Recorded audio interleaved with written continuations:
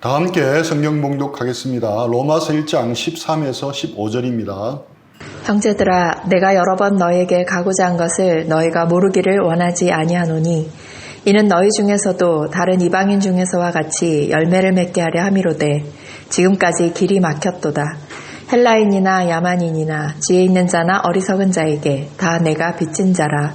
그러므로 나는 할 수 있는 대로 로마에 있는 너희에게도 복음 전하기를 원하노라. 아멘. 오늘부터 긴 여정으로 로마서 강해를 시작하려고 합니다. 몇 해 전에 시작했다가 끝까지 못했는데 이번에는 로마서 전체를 다 강해 설교할 예정입니다. 중간중간에 다른 설교도 섞어가면서 할 예정이기에 앞으로 긴 여정이 될 것 같습니다. 이번 로마서 강해 설교를 통해서 저와 모든 형제자매들이 원음 그대로의 복음 앞에 세워지고 큰 은혜를 받는 시간이 되기를 축복하며 기도합니다. 오늘은 로마서 서론에 대해서 나누도록 하겠습니다. 먼저는 수신자입니다. 로마서는 서신서입니다. 편지라는 뜻입니다. 사도 바울이 로마에 있는 교회에 보낸 편지입니다. 로마 교회와 사도 바울과는 어떤 관계가 있겠습니까? 아주 밀접한 관계가 있을 것이라고 생각하기 쉽지만 굳이 따지자면 아무런 관계가 없습니다. 로마 교회는 사도 바울이 직접 세운 교회가 아니었습니다. 로마서를 기록할 때까지 바울 사도는 로마에 가본 적도 없었습니다. 로마에는 이미 자생적인 그리스도인들이 있었습니다. 오순절날 성령님이 강림하실 때 세계 각지에서 예루살렘으로 모여든 유대인과 유대교를 믿는 이방인들이 있었습니다. 추측컨대 이들은 제자들로부터 자기들의 언어로 말하는 복음을 듣게 되었을 것입니다. 그들 중에 로마에서 온 사람들도 있었습니다. 그들이 오순절 이후에 초대교회를 이루는 공동체에 포함되었습니다. 하지만 스데반이 복음 전하다가 순교함으로 촉발된 큰 핍박이 일어납니다. 그로 인해 예루살렘 교회 성도들은 각지로 다시 흩어지게 됩니다. 사도행전 8장 1절 4절 말씀입니다. 사울은 그가 죽임당함을 마땅히 여기더라. 그날에 예루살렘에 있는 교회에 큰 박해가 있어 사도 외에는 다 유대와 사마리아 모든 땅으로 흩어지니라. 그 흩어진 사람들이 두루 다니며 복음의 말씀을 전할세. 그 흩어진 사람들이 두루 다니면서 복음의 말씀을 전하게 됩니다. 이때 다시 로마로 돌아간 초기 그리스도인들이 로마 교회를 세웠다고 추측할 수 있습니다. 아무튼 그곳에는 이미 교회가 세워져 있었습니다. 당시 대제국의 수도이자 세계의 중심지 로마에 세워진 교회였습니다. 하지만 아직 사도들에 의해 양육을 받지는 못한 교회였습니다. 또한 많은 핍박을 받고 있는 교회였고 세상적인 유혹 역시 가장 심하게 받고 있는 교회이기도 했습니다. 그래서 사도 바울은 로마 교회를 견고하게 세워주기를 원했던 것입니다. 당시 사도 바울에게 있어서 사도행전 1장 8절 말씀대로 순종해서 복음을 전해야 할 곳 중 땅끝이라고 여겼던 곳은 어디이겠습니까? 로마서 15장 23, 28절입니다. 이제는 이 지방에 일할 곳이 없고 또 여러 해 전부터 언제든지 서바나로 갈 때에 너희에게 가기를 바라고 있었으니 그러므로 내가 이 일을 마치고 이 열매를 그들에게 확증한 후에 너희에게 들렀다가 서바나로 가리라. 사도 바울이 땅끝이라고 여겼던 곳은 서바나였습니다. 사도 바울은 동쪽으로는 대체로 복음을 전했기에 그가 땅끝이라고 여겼던 곳은 서쪽 끝인 서바나였습니다. 그는 서바나로 가기를 원했습니다. 서바나가 어디이겠습니까? 로마에서 볼 때 서쪽 끝부분에 있는 나라 바로 스페인입니다. 사도 바울은 그가 생각한 땅끝인 스페인까지 가서 복음을 전하기를 원했습니다. 이 일에 로마 교회가 교두보가 되어주기를 원했던 것입니다. 즉 일석이조의 목표가 있었던 것입니다. 당시 세계의 심장부에 세워진 로마 교회를 견고하게 세우기를 원했고 또 로마 교회가 땅끝 스바나 선교의 교두보가 되기를 원했던 것입니다. 사도 바울은 이런 소원을 가지고 하나님께 여러 번 로마로 갈 기회를 주시도록 기도했습니다. 그들에게 가서 말씀을 전하고 세워주고 싶었습니다. 그래서 기도합니다. 로마서 1장 10절입니다. 어떻게 하든지 이제 하나님의 뜻 안에서 너에게로 나아갈 좋은 길 얻기를 구하노라. 선한 뜻이 있었고 간절히 기도했지만 길이 막히고 열리지를 않았습니다. 13절입니다. 형제들아 내가 여러 번 너희에게 가고자 한 것을 너희가 모르기를 원하지 아니하노니 이는 너희 중에서도 다른 이방인 중에서와 같이 열매를 맺게 하려 함이로되 지금까지 길이 막혔도다. 여러 번 애써 시도했지만 번번이 그때마다 길이 막히고 말았습니다. 그래서 할 수 있는 방법으로 선택한 것이 편지를 쓰는 것이었습니다. 그렇게 해서 로마서를 쓰게 된 것입니다. 그런데 의외로 이것이 대박이 납니다. 2000년이 넘는 교회 역사 내내 대박을 친 것입니다. 차선책이 최선책이 된 것입니다. 여기서 우리가 배울 수 있는 귀한 교훈이 있습니다. 혹 여러분의 삶 속에 하나님의 뜻이 분명하고 또 간절히 기도했지만 길이 열리지 않는 분들이 있을 수 있습니다. 그때는 어떻게 해야 하겠습니까? 기도하면서 기다려야 합니다. 그리고 할 수 있는 것을 적극적으로 해야 합니다. 하나님이 우리를 어떻게 인도하실지 모르기 때문입니다. 차선의 선택이 최선의 선택이 될 수 있음을 기억해야 합니다. 다음은 로마서가 기록된 시기와 기록된 장소에 대한 것입니다. 로마서의 기록 시기는 정확히 알 수 없지만 대략 AD 57년, 58년경에 기록된 것으로 추정합니다. 분명한 것은 로마서는 바울이 3차 전도 여행 중에 기록했다는 것입니다. 고린도에서 기록되었습니다. 사도행전 20장 2절, 3절 말씀입니다. 그 지방으로 다녀가며 여러 말로 제자들에게 관하고 헬라에 이르러 거기 석 달 동안 있다가 배 타고 수리아로 가고자 할 그때에 유대인들이 자기를 해하려고 공모함으로 마게도냐를 거쳐 돌아가기로 작정하니. 바울은 에베소에서 사역을 하다가 떠납니다. 그리고 바울은 그리스의 북부 지역인 마게도냐를 거쳐서 헬라에 이릅니다. 그 헬라에서 석 달 동안을 머물렀습니다. 이 헬라가 바로 고린도를 의미합니다. 이 고린도에서 바울은 로마서를 기록했습니다. 고린도는 로마 제국 지중해의 중심 도시 중에 하나였습니다. 다양하고 풍부한 문화를 자랑하는 도시였습니다. 또한 해상 무역에 알맞은 최상의 입지 조건을 갖추고 있어 상업 도시로도 번영했습니다. 성경에 나오는 아덴이 어디를 말합니까? 아테네입니다. 한때 아테네에서 그리스 문화, 헬라 문화가 꽃을 피웠습니다. 하지만 로마 제국 시대에는 고린도가 아테네를 한참 추월해 버렸습니다. 고린도는 지금의 그리스에 해당하는 아가야의 수도였습니다. 정치, 경제, 문화 등 모든 면에서 경쟁 도시 아테네를 한참 따돌리고 추월했습니다. 그래서 바울이 방문했던 고린도는 당시에는 아테네 이상으로 가장 화려하고 부유한 도시로 명성을 떨치고 있었습니다. 오늘날로 말하면 뉴욕과 라스베가스를 합쳐놓은 것이라 할 수 있습니다. 좋게 말하면 가장 화려하고 발전되고 부유한 도시라 할 수 있지만 실상은 향락과 쾌락이 넘쳐나는 도시였습니다. 고린도의 귀족들은 부의 축척을 제1의 가치로 여겼습니다. 무역과 상업과 매춘으로 벌어들인 돈은 화려한 치장과 사치를 위해 사용되었습니다. 이 도시의 화려함과 사치는 이미 극에 달해 있었습니다. 성적으로도 극도로 문란했습니다. 이 도시에는 거대한 신전이 12개나 있고 그 중앙에는 아폴로 신전이 있었습니다. 우리가 보통 아크로폴리스 하면 파르테논 신전이 있는 아테네만 떠올리는데 고린도에도 아크로폴리스가 있었습니다. 고린도 아크로폴리스 높은 언덕 위에 아프로디테 신전이 있었습니다. 우리에게 친숙한 비너스가 바로 아프로디테입니다. 그리고 그 아프로디테 신전 한가운데서 공창이 이루어졌습니다.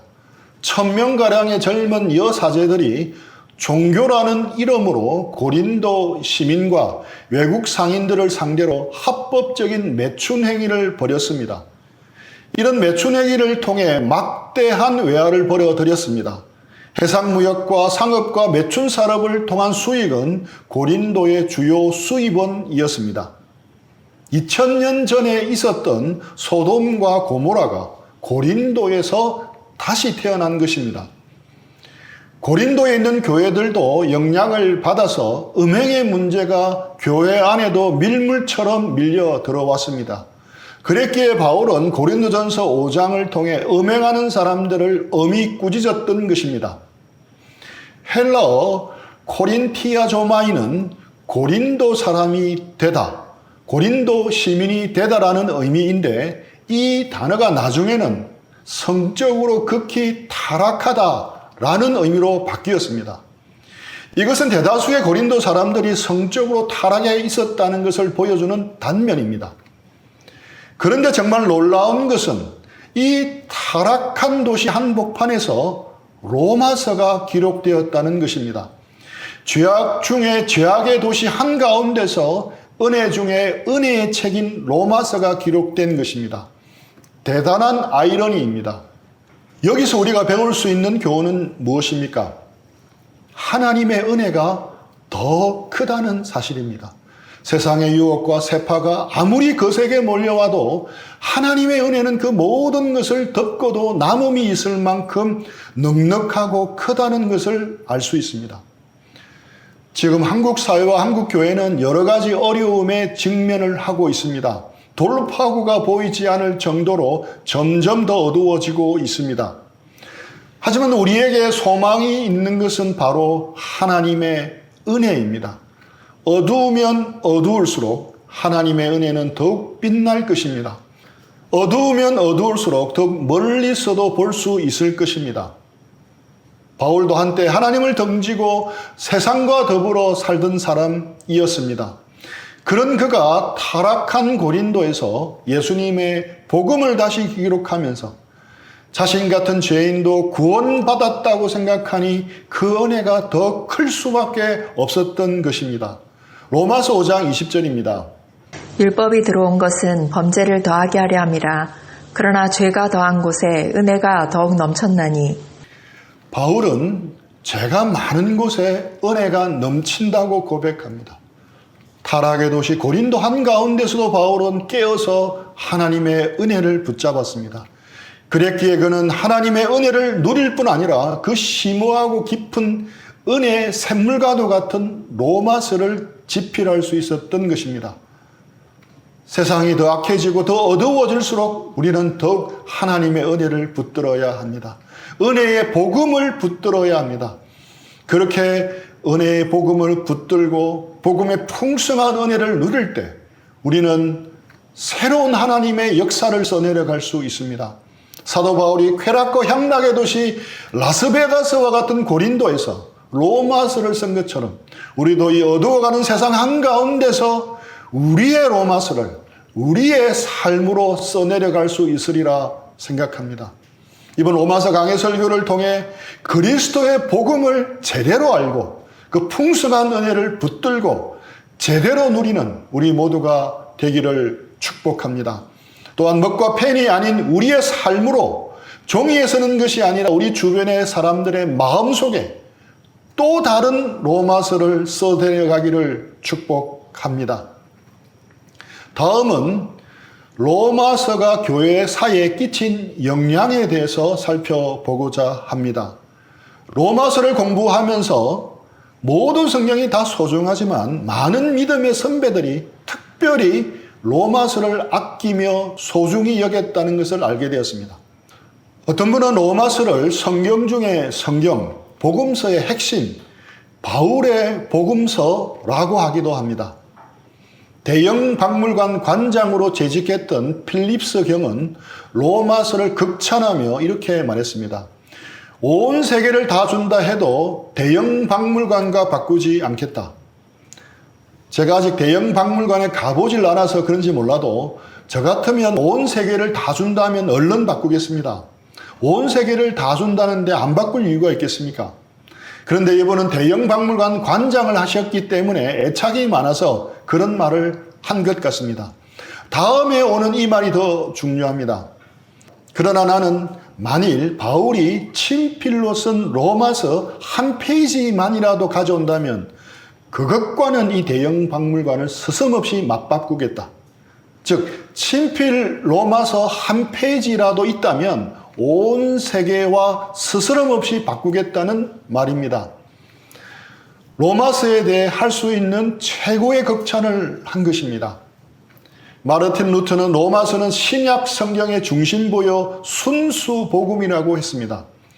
종교개혁자이자 성경학자였던 존 칼빈 역시 로마서를 공부하지 않으면 성경을 이해할 수 없다라고까지 로마서를 중시했습니다. 혹시 경건주의에 대해서 들어보신 적이 있으십니까? 저는 우리 ENM을 포함해서 지금 복음주의 선교단체들의 태생을 역사적으로 타고 그 뿌리를 찾아 들어가면 독일에서 시작된 경건주의에 다 있다고 생각합니다. 그 경건주의의 창시자라 할 수 있는 독일의 슈페너도 성경을 하나의 반지로 비유한다면 로마서는 그 반지의 보석이다 라며 로마서를 극찬하였습니다. 또 어떤 분은 천재지변으로 온 세계의 성경책이 없어진다 해도 로마서만 있으면 충분히 구원을 받을 수 있다고 말합니다. 만약 로마서가 다 남겨지지 않는다고 해도 로마서 8장 한 장만 있으면 그것만 보고도 구원받을 수 있다고까지 말합니다. 이처럼 많은 학자들이 로마서의 중요성을 강조했습니다. 실제로 지난 2000년 동안 교회 역사를 볼 때 여러 위대한 인물들이 로마서의 영향을 받았습니다. 어거스틴이 대표적이며 그 외에도 마르틴 루터, 존 칼빈, 존 웨슬리를 변화시킨 성경도 바로 로마서였습니다. 로마서가 역사 대대로 기독교를 이끌어왔다고 해도 과언이 아닙니다. 4, 5세기에 살았던 어거스틴은 영어식 발음으로는 아우구스티누스라고 합니다. 어거스틴은 젊었을 때 방탕하고 호색하는 사람이었습니다. 그러다가 386년 그의 나이 32살에 기독교로 개종을 합니다. 그가 믿게 된 결정적인 계기는 로마서 때문이었습니다. 그는 자신의 죄를 깨닫기 시작하며 괴로워하다가 실컷 울고 싶어서 친구 곁을 떠나 자리를 옮깁니다. 그리고 거기서 가까운 집에서 어린아이가 놀며 반복해서 내는 소리를 듣게 됩니다. 톨레레게 톨레레게, 책을 들어 읽어라, 책을 들어 읽어라. 그는 그 소리를 하나님의 명령으로 생각하고 성경을 펼쳐들고 처음 찾은 곳을 읽기 시작했습니다. 그때 읽은 말씀이 로마서 13장 13, 14절이었습니다.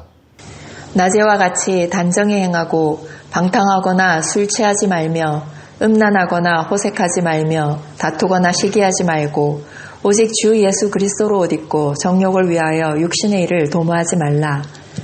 그는 14절 마지막 문장에 이르렀을 때 자신의 마음을 채우고 있던 걱정과 의심의 그림자가 없어졌다고 고백합니다. 이 말씀이 결정적으로 어거스틴을 믿게 하고 새로운 삶을 살게 해서 궁극적으로는 가장 뛰어난 신학자 중에 하나로 만들었습니다. 물론 그의 어머니 모니카의 오랜 기도가 이 말씀을 통해 응답되어진 것입니다.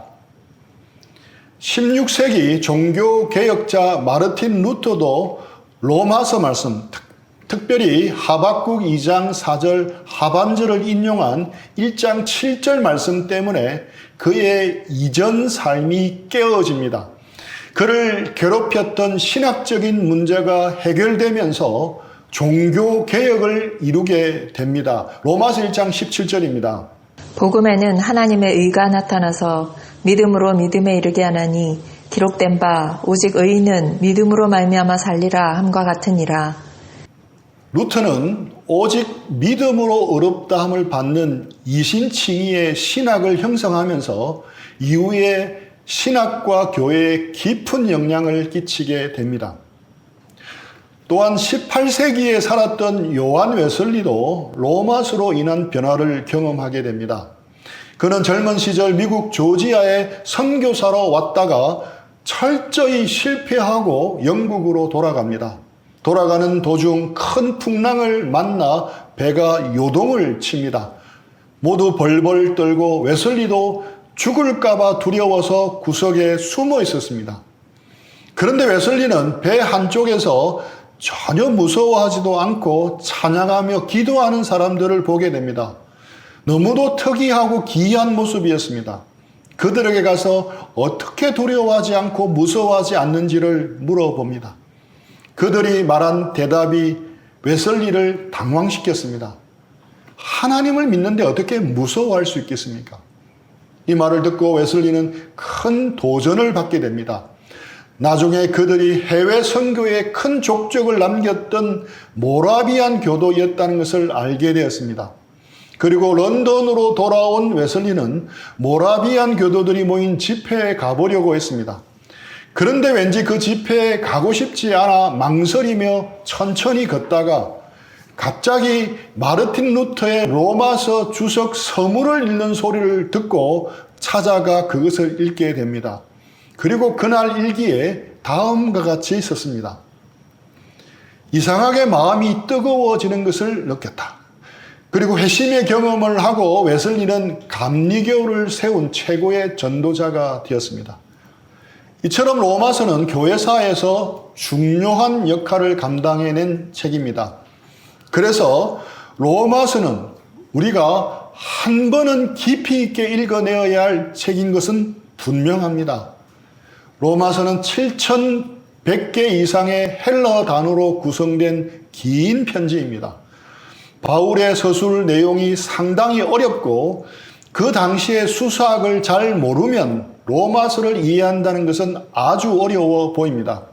하지만 그동안의 연구를 잘 참고하면서 문맥을 따라가면 바울이 어떤 생각을 가지고 로마서를 썼는지 이해할 수 있습니다. 내가 사랑하는 로마서를 집필한 김도연 교수는 이렇게 말합니다. 공자가 쓴 논어를 읽고 그 제자 정자가 이런 이야기를 했다고 합니다. 논어를 읽음에 어떤 자는 읽고 나서 그 중에 한두 구절을 깨닫고 기뻐한다. 또 어떤 자는 읽고 나서 참으로 배움을 즐기는 경지에 오르기도 한다. 또 어떤 자는 읽고 나서 자기도 모르게 발을 구르며 손으로 춤을 추게 된다. 김도연 교수님은 이어서 이런 말을 덧붙이고 있습니다. 로마서를 읽고 나면 무릎을 꿇고 하나님을 경배하게 됩니다. 로마서에 드러난 하나님의 거룩하심과 의로우심 때문에 로마서가 이해될 때 기뻐 춤추고 싶은 마음도 느낄 수 있고 깨달음의 즐거움도 느낄 수 있겠지만 로마서는 우리로 하여금 무릎을 꿇게 하고 하나님을 경배하게 하는 책입니다. 우리 모두에게 이런 역사가 일어나기를 기대하며 축복합니다. 그렇다면 로마서의 주제는 무엇입니까? 로마서 1장 11절입니다. 내가 너희 보기를 간절히 원하는 것은 어떤 신령한 은사를 너희에게 나누어 주어 너희를 견고하게 하려 함이니. 사도 바울이 아직 만나보지도 못해 얼굴도 모르는 로마 교회를 견고하게 세우기 위해서 한 방법이 무엇입니까? 어떤 신령한 은사를 나누어 주는 것입니다. 교회를 견고하게 세울 수 있는 어떤 신령한 은사는 무엇을 말하는 것이겠습니까? 교회를 견고하게 세우려면 어떻게 해야 합니까? 좋은 시설을 마련해야 합니까? 좋은 예배당과 좋은 교회 시설이 있으면 없는 것보다는 분명 나을 겁니다. 하지만 그것으로는 성도를 견고하게 세우지는 못합니다. 교회를 견고하게 세우려면 성령의 놀라운 은사가 있어야 하겠습니까? 치유의 은사와 같은 성령의 두드러진 은사가 놀랍게 부어져야 하겠습니까?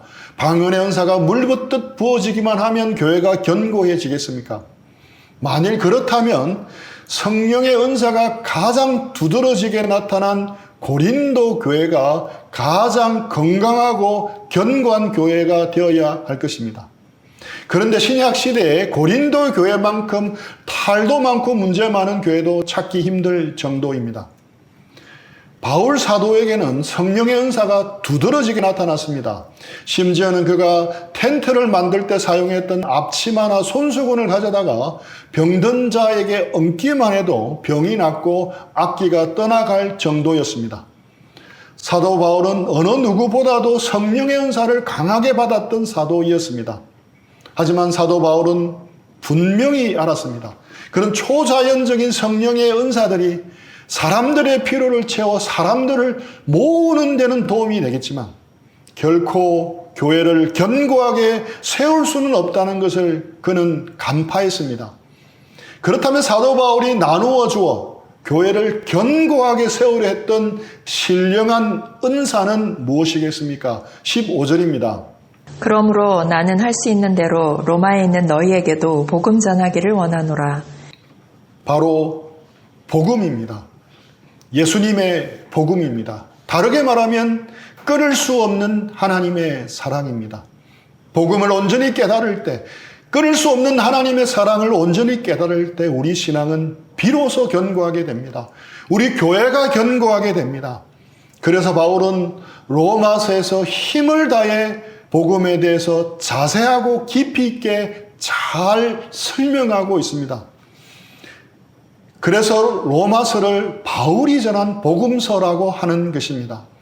복음이야말로 이 시대에 진정으로 필요한 말씀이며 우리를 새롭게 할 수 있는 말씀입니다. 로마 교회를 견고하게 했던 복음이 우리의 삶과 신앙도 새롭게 하고 견고하게 하리라 믿습니다. 우리 함께 이 로마서 순례의 길을 떠났으면 좋겠습니다. 우리 모두 로마서에서 주님이 외치시는 복음을 다시금 가슴에 새겼으면 합니다. 복음으로 하나님의 은혜와 사랑에 감격하기를 축복합니다. 복음으로 우리의 메마른 심령이 은혜의 눈물로 가득 적셔지기를 축복합니다. 복음으로 우리 공동체가 견고하게 세워지기를 축복합니다. 또한 주기도문 강해를 할 때는 우리 모두 주기도문으로 아침 저녁에 기도했는데 이제 로마서 강해를 하는 동안에는 복음으로 우리의 삶을 새롭게 해주시도록 매일 기도하면 좋겠습니다. 우리 들은 말씀 생각하면서 잠시 적용하고 기도하는 시간들 가지겠습니다.